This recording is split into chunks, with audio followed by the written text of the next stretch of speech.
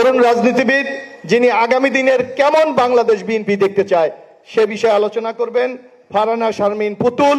আপনাদের মনে থাকার কথা, এই মানুষটিকে আপনারা অনেকে চিনবেন না, আমাদের প্রয়াত নেতা জনাব ফজলুর রহমান পটল আমাদের এমপি মন্ত্রী ছিলেন, তারই সুযোগ্য কন্যা ফারহানা শারমিন পুতুল।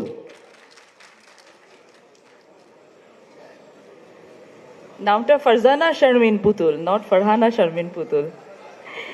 Assalamu alaikum. It is always really tough to be the last speaker. সবার শেষে বলার বিড়ম্বনা যেমন আছে, সবার শেষে বলার জন্য কথাও পাওয়া যায় না। আসসালামু আলাইকুম, বিসমিল্লাহির রহমানির রহিম। আমার সামনে যারা উপবিষ্ট আছেন, বিএনপির বিভিন্ন পর্যায়ে সিনিয়র নেতৃবৃন্দ, মঞ্চে উপবিষ্ট যারা আছেন নেতৃবৃন্দ, এবং আমি কারো নাম অ্যাড্রেস করছি না যেহেতু আমাকে এখানে আসার আগে 5 মিনিট সময় বেঁধে দেওয়া হয়েছে।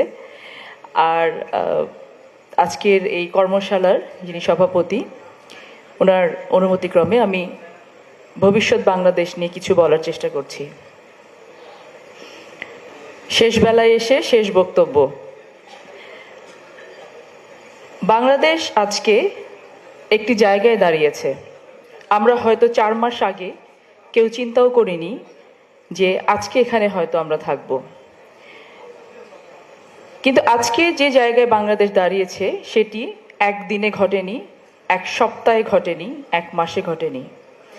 দীর্ঘ 17টি বছরের বঞ্চনার শিকার প্রতিটি বাংলাদেশি যখন জেগে উঠেছে তখন কিন্তু এই পরিবর্তনটি এসেছে। আমরা ভবিষ্যৎ বাংলাদেশ বা আগামীর বাংলাদেশ কেমন দেখতে চাই, এটা আসলে খুব ছোট করে বলা সম্ভব না।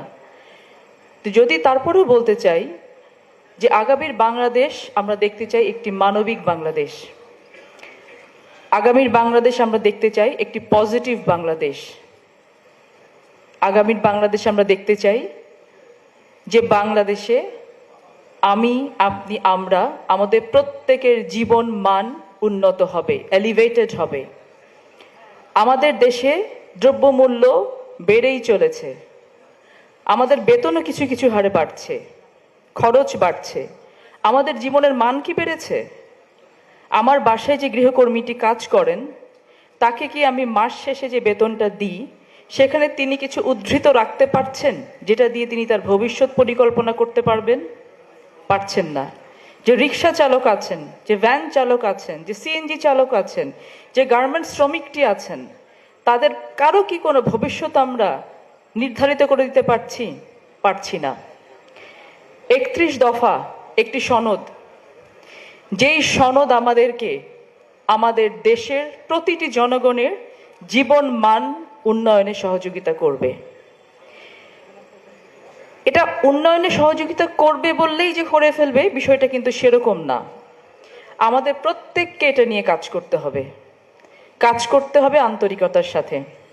সকাল থেকে শুরু করে এই পর্যন্ত যারা এই 31 দফা নিয়ে বক্তব্য দিয়েছেন অত্যন্ত বিদগ্ধজন, অত্যন্ত ভালো বক্তা। ওনারা যেভাবে একাডেমিক আলোচনা করেছেন, রাজনৈতিক প্রেক্ষাপট দিয়ে বুঝিয়ে দিয়েছেন, এই বিষয়গুলো যদি আমরা অন্তরে ধারণ করতে পারি আমরা গিয়ে বলতে পারবো। আমরা অন্তরে ধারণ করতে পারি মানেটা কি? আমাকে আগে বুঝতে হবে, আমাকে আগে বিশ্বাস করতে হবে যে আমার এই যে 31 দফায় যা বলা আছে এটা আমার জীবন মানকে উন্নত করবে, এটা আমার দেশকে উন্নত করবে। বাংলাদেশে করাপশনের যে রেট, গত 17 বছরে বাংলাদেশে যত হাজার হাজার কোটি টাকা বিদেশে পাচার করা হয়েছে অত্যন্ত পরিকল্পিতভাবে, যে বড় বড় নামগুলো আমরা জানি যারা বিদেশে টাকা পাচার করেছে, এদের অধিকাংশ বাংলাদেশের নাগরিক না। যে টাকা পাচার হয়েছে তা দিয়ে বাংলাদেশকে নতুন করে ঢেলে সাজানো যেত। অত্যন্ত সুপরিকল্পিতভাবে দেশের সমস্ত সম্পদ বিদেশে নিয়ে যাওয়া হয়েছে। তাহলে দেশটাকে পরিকল্পিতভাবে যারা ধ্বংস করেছেন, এই দেশকে সাজাতে কিন্তু পরিকল্পনার প্রয়োজন, এবং পরিকল্পনার যথাযোগ্য ইমপ্লিমেন্টেশন এবং এক্সিকিউশন প্রয়োজন। এই সনদটা নিয়ে যদি আমরা ঘরে বসে থাকি সেটা হবে না। আমরা সবাই একটা একটা ইউনিট, আপনারা যারা সামনে বসে আছেন তারাও একটা একটা ইউনিট, এবং আপনাদেরকে এই 31 দফা নিয়ে মানুষের কাছে যেতে হবে, আমাদেরকে যেতে হবে। আমরা যদি মনে করি যে আমরা পারবো, কিছুক্ষণ আগে হাবিবা আপা একটা সুন্দর কথা বলে গেছেন আমাদের নারী ক্ষমতায়ন নিয়ে। আমার কাছে মনে হয় নারী ক্ষমতায়নের ফার্স্ট স্টেজ হচ্ছে নারীর মনে করতে পারা আই ক্যান ডু, আমি করতে পারি। আজকে এখানে আসলে আমাদের নারী প্রতিনিধি অনেক কম দেখতে পাচ্ছি আমরা।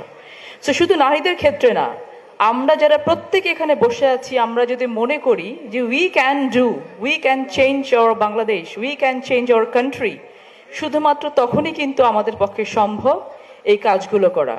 আমরা রাষ্ট্র সংস্কারের জন্য অনেক নিয়ম করতে পারি। বাংলাদেশের প্রচলিত অনেক আইন আছে। বাংলাদেশে রেপের জন্য ক্যাপিটাল পানিশমেন্ট দেওয়া আছে, বাংলাদেশে খুনের জন্য ক্যাপিটাল পানিশমেন্ট দেওয়া আছে। খুন কি বাংলাদেশে বন্ধ হয়েছে? রেপ কি বাংলাদেশে বন্ধ হয়েছে? হয়নি। কারণ এগুলোর এক্সিকিউশন নেই, এগুলোর ইমপ্লিমেন্টেশন নেই। আমাদেরকে যে জায়গাটাতে হাত দিতে হবে, আমাদের কাজগুলো মানুষের কাছে পৌঁছাতে হবে, মানুষকে বোঝাতে হবে আমরা সকলে ভিন্ন।